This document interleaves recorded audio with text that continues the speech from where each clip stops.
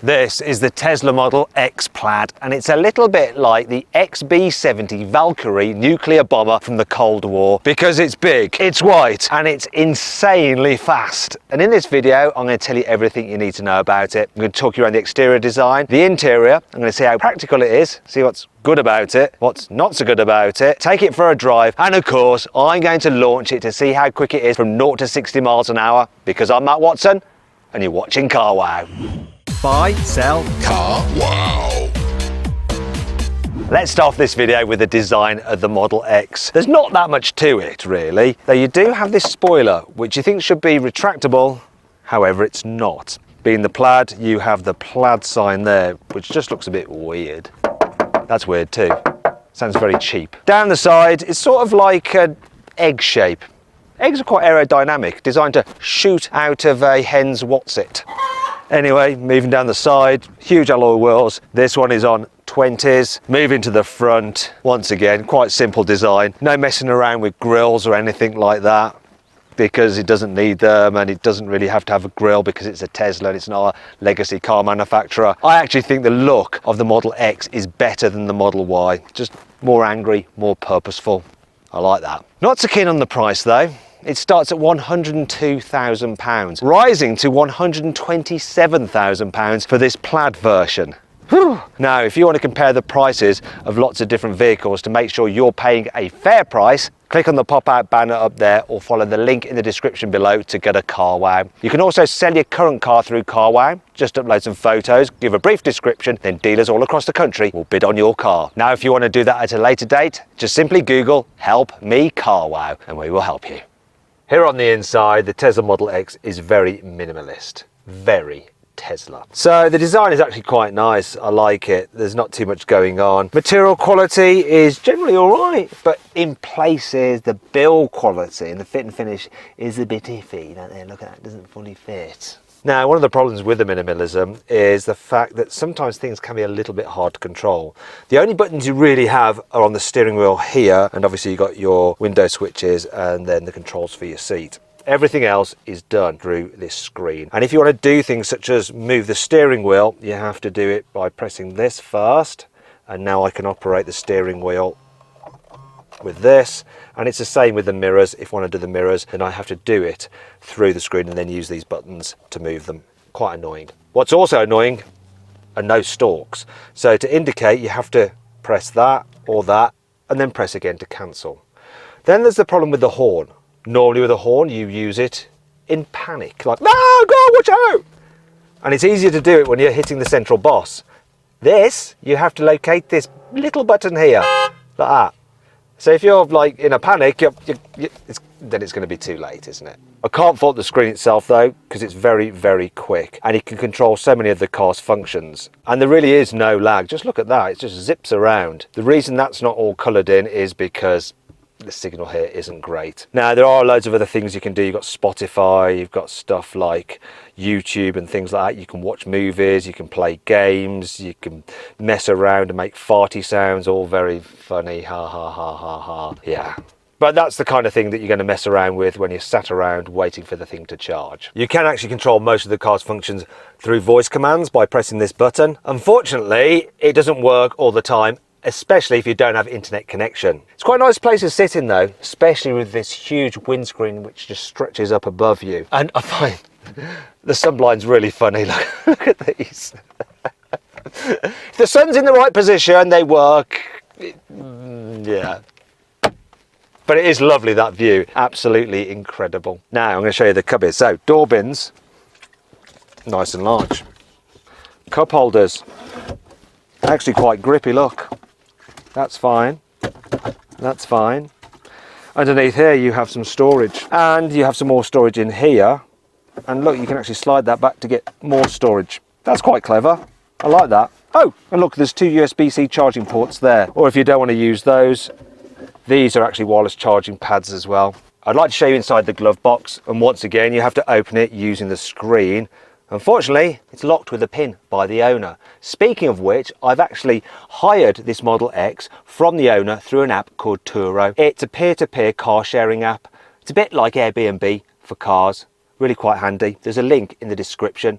Now this car is so new that if I show you under here, there's a little message from Tesla to the chap who's just bought this car, Ahmed. So thanks for lending us your car, Ahmed.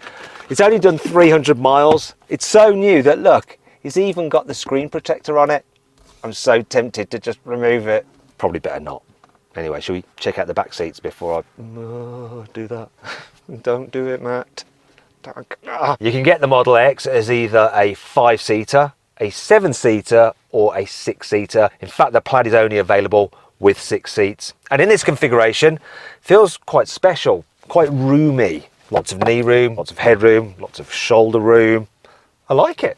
One thing I'm not so sure about is the fact that you can't recline the seat back separately from altering the angle of the seat base. You sort of like have to tilt it a little bit like a dentist chair. Another thing that's not so good is that if you have one of the cars that's either a 5-seater or a 7-seater and you want to carry 3 people across the bench, that low roofline really eats into headspace. It's definitely more comfortable sitting in the middle of a Mercedes EQS SUV. And if you want to see my full in-depth video review of that car, click on the pop-out banner up there or follow the link in the description below. Another thing I find a bit annoying is this. Look, the rear windows only go down halfway.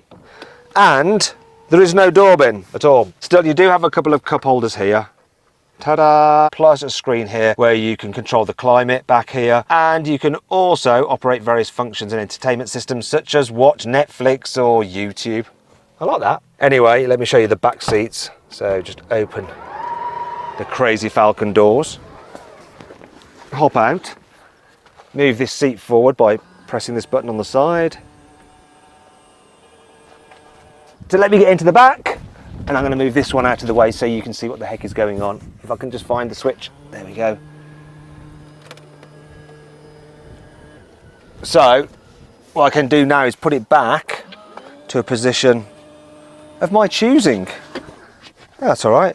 So, oh, that's a bit tight. Oh, hold it, that'll do. There we go. See, you can actually create just enough space for the person in front of you and still have just enough knee room here. If you've got the 6-seater version though, you don't really have to worry because you can stretch your legs out like that and it's quite comfortable. You don't sit too close to the floor like you do in the back of some other 7-seaters, though this part of the car does sort of like intrude into your shoulder space. You do have a couple of cup holders there and a pair of USBs. Oh, I forgot to say, look. Headroom's actually quite decent back here. I could go a reasonable amount of distance in the back of this car without too much trouble. It's not terrible. The Tesla Model X has 2 boots. There's one at the front with a capacity of 183 litres, which is actually quite large. Look, easily big enough for this bag and more. In the rear boot, also known as the root, when you have the 3rd row of seats in place, there is enough room for probably 3 of these size of backpacks. I'll just get that out of the way. All right. Now, if you need more space, you can fold down the rearmost seats like this.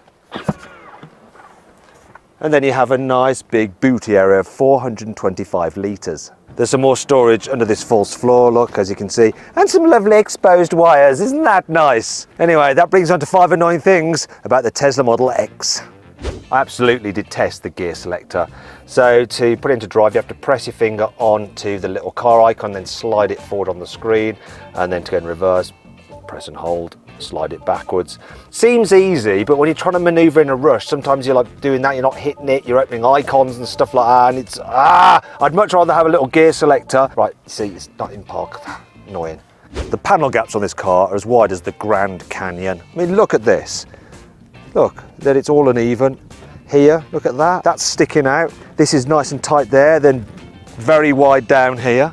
And that's not all. This doesn't line up. There's a huge gap here on this side, whereas on the other side it's much tighter. Is the boot actually shut? Doesn't look it, but seems to be. And if you look at this side, yeah, it's not quite so bad. Oh, and it appears that the rear window doesn't fit properly either. Now, I'm sure I could find many more instances of poor panel gaps and build quality, but we'd be here all day. While you have a rear camera and a side rearward facing camera on the left and right of the car, there is no forward facing camera for parking. You do actually have a dash cam which looks forward, and it's sending a feed from a camera just behind there. However, it records and it's not live. For instance, look at the screen there. It's looking forward. You can't see me on the screen, can you? Yeah, I'm here. It's annoying. While you will be able to buy a Tesla Model X Plaid in the United Kingdom, you won't be able to get it as right-hand drive, only left-hand drive. I think they've done that to save cost because Elon blew all his money on Twitter. The electronically releasing doors do not like to be hurried. So you press the button, wait for it to open to there, and then you can open it the rest of the way. However, if you're trying to get in quickly, say if it's raining, and you press that and then grab it, it's sort of wrestling against you because it doesn't want to just swing open. However, it's not all bad. Here's 5 cool things about this car. For instance, you can actually shut the driver's door just by putting your foot on the brake. The car's stereo has noise cancelling software and it uses the speakers to counteract any nasty, unwanted noises in the cabin, so it's all nice and peaceful and serene. Not only have you got adaptive damping with different settings such as comfort, sport, advanced, whatever that is, and automatic, you also have adaptive air suspension which can alter the height of the car depending on how you're driving. You can also set it yourself from very low, which looks like this, to very high, which looks like this. Oh, and if you want to, you can actually look at all your suspension data. Because the Model X Plaid has 2 motors on the rear axle, it has torque vectoring for better corner exiting traction. The rear Falcon doors on this car are so cool. I love the way they open and the way they close back down again. Also, you can make the car wave them about, flapping style, when it does a little dance, like this.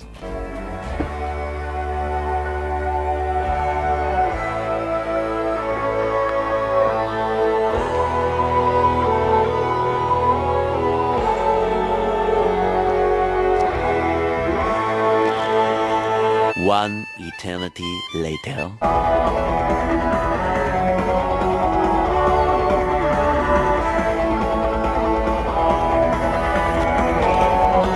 Pointless, but kind of fun.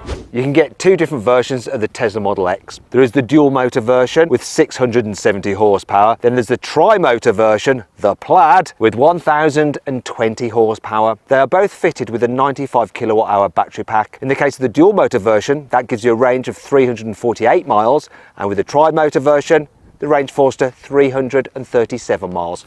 Both can charge at up to 250 kilowatts. Now let's set the car for a drive. Let's start off by seeing what this Model X Plaid is like to drive in an urban setting at low speed. I absolutely love the forward visibility. You've got a low dash, all this glass. It's like you're driving a spaceship. However, visibility isn't completely perfect. This pillar creates a massive blind spot. Also, the view out the back window isn't all that good either. The steering is nice and light. You've got the whole safety system spotting all the vehicles and things around you, even wheelie bins. It spots wheelie bins.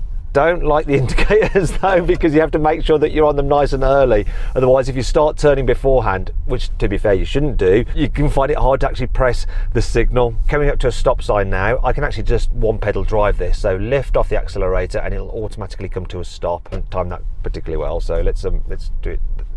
There we go, that's a better job, Matthew. And off we go. I forgot to indicate again. See, it's a little bit tricky. Now, if you do have to use the brakes, they do seem quite smooth. Sometimes electric car brakes can feel grabby. These, yeah, seem to work really well. Quite a long pedal to them, but it allows you to control the braking quite easily. Finally then, let's find some bumps to test out the suspension on this car. So air suspension is standard, obviously.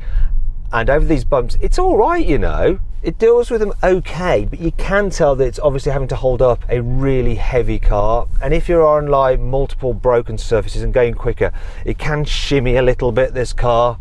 So individual bumps deals with them fine. Multiple at high speed can just feel a little bit out of sorts, a bit uncomposed. Here's a manhole cover. Let's try the suspension out over this. Yeah, see there, it was really good. Whereas on these cracks, when there's lots of them, one after the other, it sort of pitter-patters and like shimmies and shakes. Overall, I don't think that the suspension is quite as smooth as on a BMW iX. And if you want to see my full in-depth video review of that car, click on the pop-out banner up there or follow the link in the description below. One last thing I want to do is just check out the maneuverability. So the turning circle on this car is 12.3 meters, which is quite big. So let's see if it's too big for me to get round in this space. Here we go.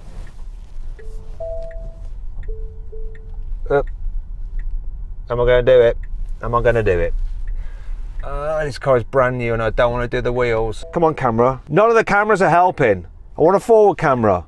Oh, anyway, I'm not going to make it round. Let's do this. Oh, I blooming hate this gear selector. Rubbish idea. Okay, right, here we go. Bit of a palaver. To be fair though, this turning circle is still slightly better than on a BMW iX, though not quite as good as an Audi Q8 e-tron, FYI. Now let's try out this Model X on some faster roads. This is where the Plaid version of the Model X is absolutely phenomenal, because let's say you need to suddenly join the motorway in a little gap, you can just rock it off like this, watch. Me. Like, absolutely, please excuse my language, but that was insane. So I'm going to do that again. Like, speed limit is 65 here on the highway in the state, so I'm going to do 45 and then I'm going to accelerate up to 65 and you'll see just how quickly that happens. Here we go.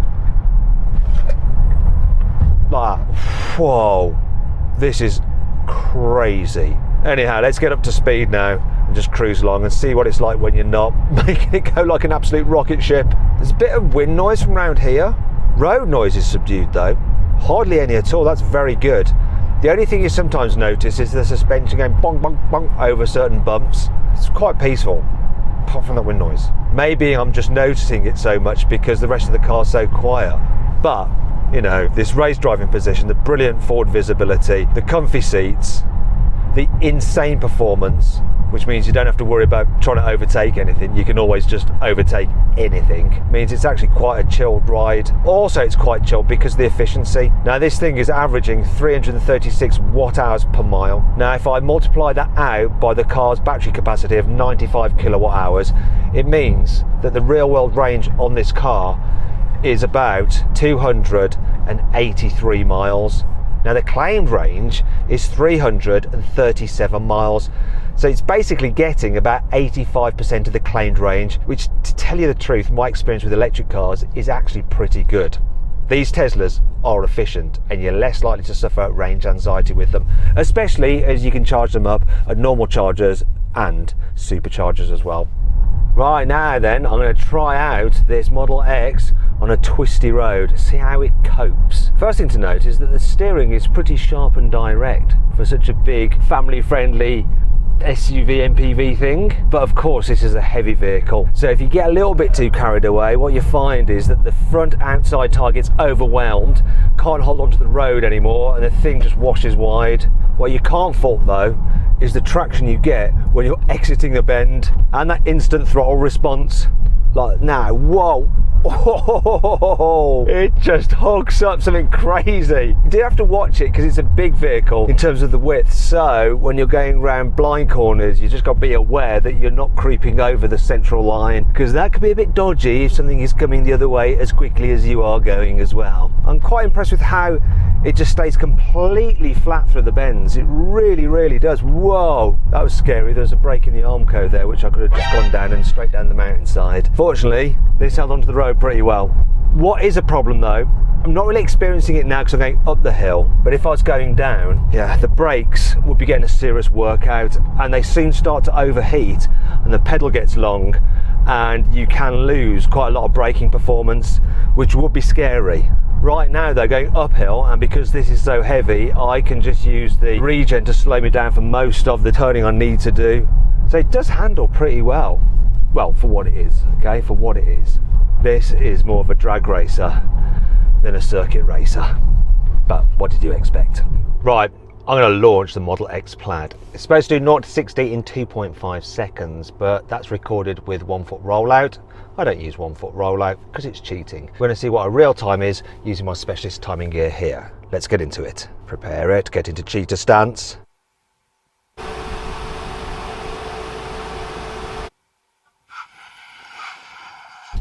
That just totally hooked up. There you go, you got a number. 2.86 seconds. That was insanely quick for such a big, family-friendly vehicle. Nuts! Okay, here we go again.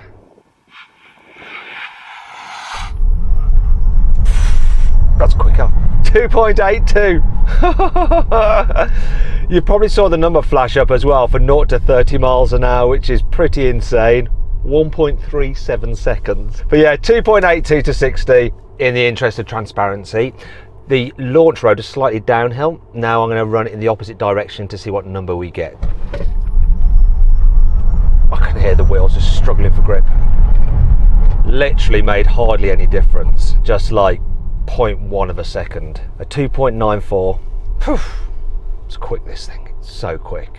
And I could even feel the tyres struggling for traction, so on a better surface, it's definitely getting quicker.